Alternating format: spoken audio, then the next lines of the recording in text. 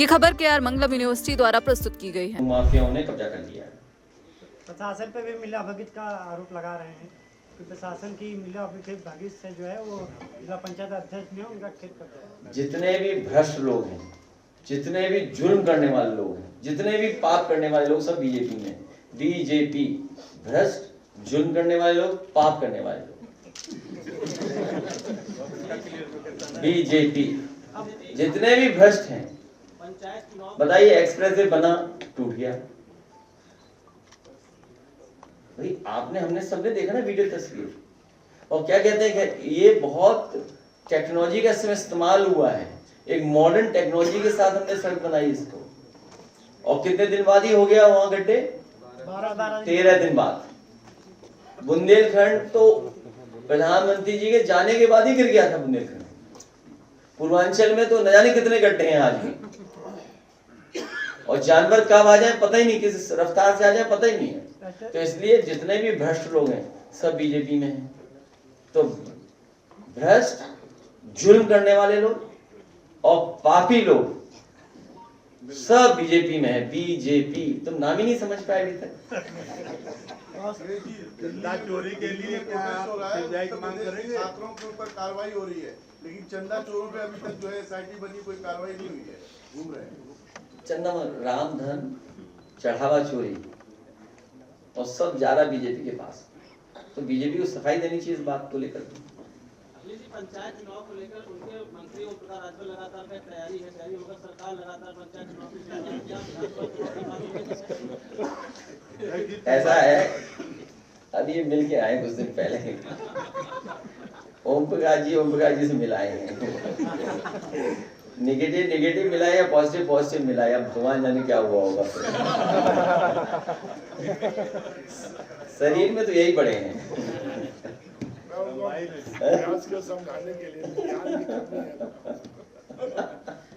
चंदा चोरी का क्या तो इसलिए देखिए बाई इलेक्शन नहीं हो पा रहा है यहाँ। पूरे देश में बाई इलेक्शन हुआ, सरकार पीछे हट गई बाई इलेक्शन से। हारने के लिए नहीं, वो जानते थे कि फोर्स लगाना पड़ेगा, बिना फोर्स के जीत पाएंगे। और कितना फोर्स से वो काम लोगे आप। बीजेपी वाले कभी भी सगे नहीं हो सकते किसी के। आप देखिए दिल्ली में जो हुआ, सवाल तो ये कि लाठी पड़ी, उन्हें पता है लाठी किसने मरवाई, लाठी चलाने वाले को पता है किसके ऑर्डर में लाठी चली, जिस पे लाठी लगी उसे पता है किसकी वजह से लाठी पड़ी है। और बीजेपी सरकार में उसे पता ही नहीं लाठी किसके ऑर्डर से चली है। आज अधिकारियों के साथ ही नहीं है वो, सोचिए आप, और अधिकारियों को आगे कर दिया। एक अधिकारी तो इस्तीफा दे दिया। इसलिए जो अधिकारी अभी अन्याय कर रहे हैं ये भी जान लेंगे बीजेपी उनकी भी सगी नहीं है।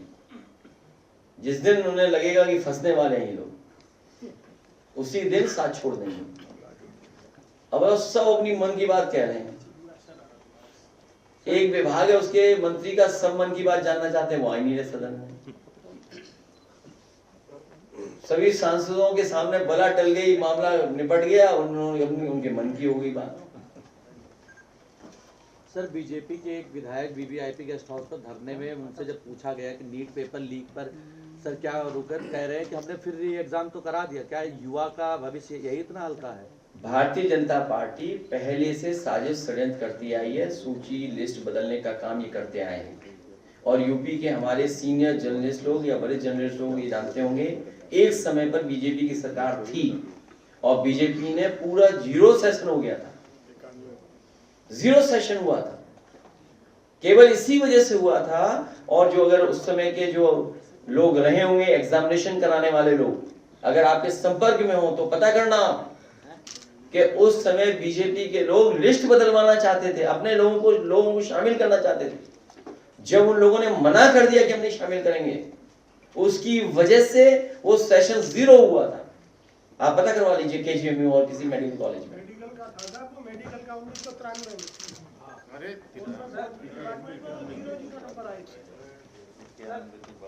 केंद्र सरकार पेपर लीक पे कानून बना रही है, लेकिन अभी योगी गाजीपुर गए थे तो बीबी राम को मंच में बैठाए हुए। वो इसलिए बैठाएं कि उन्हें भविष्य में और पेपर लीक कराने पड़ेंगे। 20 हो चुके हैं पेपर लीक। 10 साल में 20। 10 साल में 20। नहीं ये अध्यक्ष जी, समाजवादी पार्टी जो कल से सत्र शुरू हो रहा है, नीट पेपर और जंतर मंतर का जो विरोध प्रदर्शन हुआ, उत्तर प्रदेश में दो पार्टियों के दो विधायक हैं जो स्टैब्लिश्ड है, उन पर FIR भी दर्ज है पेपर लीक और प्रतियोगी परीक्षाओं का। तो क्या पार्टी उस मुद्दे को विधानसभा में उससे जोड़ करके कुछ वो मुद्दा तो उठेगा ही उठेगा, और उत्तर प्रदेश के जेनजी और अल्फा भी देख रहे हैं कि जो पेपर लीक करते हैं वही सरकार में बैठे हुए लोग हैं। लेकिन खूब घेराबंदी आपने किया खातिर दिलवाने की। अध्यक्ष जी, गौशाला में जो भ्रष्टाचार हो रहा है उसकी अभी प्रभु हनुमान जी से हम लोगों ने सबने आशीर्वाद ले लिया है।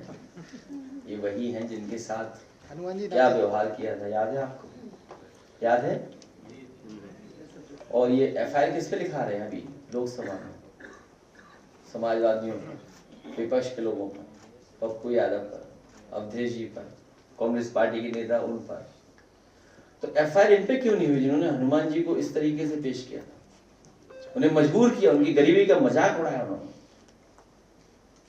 जितने भी ये पात्र बनते हैं, कलाकार बनते हैं, वो सब गरीब घर के परिवार के हैं, उनका इसी से जीवन यापन होता है।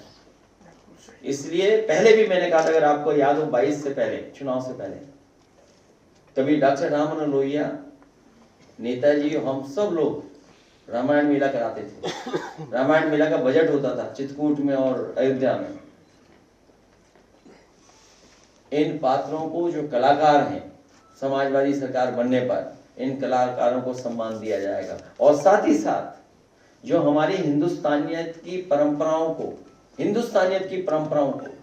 जो बढ़ावा देते हैं, जो भाईचारा, जो बंधु राष्ट्र बनाने के पक्ष में हैं, ऐसे कलाकार और ऐसे लोग, बुद्धिजीवी, कोई भी होगा, उन्हें हम लोग सम्मान राशि से जोड़ने का काम करेंगे। जिस तरीके से कभी समाजवादी सरकार में यश भारती हर वर्ग के लोगों को, चाहे वो शायर रहे हों, चाहे वो कवि रहे हों, चाहे वो कलाकार रहे हों, चाहे खिलाड़ी रहे हों, चाहे संस्कृति से जुड़े हुए लोग रहे हों, उन सबको सम्मान राशि दिया करते थे। भविष्य में हमारी हिंदुस्तानियत तहजीब को बढ़ाने के लिए, उन परंपराओं को बढ़ाने के लिए अगर हमें सम्मान राशि तय करनी पड़ेगी, तो इन कलाकारों के साथ उनको भी सम्मान राशि देने का काम करेंगे। ये हम लोग 22 में भी कर चुके हैं, आपको याद होगा। अध्यक्ष जी, जिस तरह से जो है सोशल मीडिया पे PM मोदी जी ने आगे जैन जी को माफी मांगने के बजाय माफ कर दिया, तो क्या ये डैमेज कंट्रोल का कोई तरीका है? हालांकि मैं कोई वो नहीं हूँ जो सुझाव दूं, लेकिन बीजेपी विश्व की सबसे बड़ी पार्टी, सबसे बुद्धिजीवी पार्टी, उन्होंने प्रधानमंत्री जी को फंसा दिया, उन्हें रील बनाने के लिए, और जैन जी ने उनकी रील बना दी। भाई पूरी बीजेपी ने उन्हें आगे कर दिया, रील बनाइए आप। और जब हम लोग इंस्टाग्राम पे रील देखते हैं तो बड़ा दुख होता है, कैसी कैसी रील बन करके आ रही है। इसलिए बीजेपी वाले किसी के सगे नहीं, अंडरग्राउंड, अनरजिस्टर्ड, एक रंगी लोग, वो किसी के नहीं है।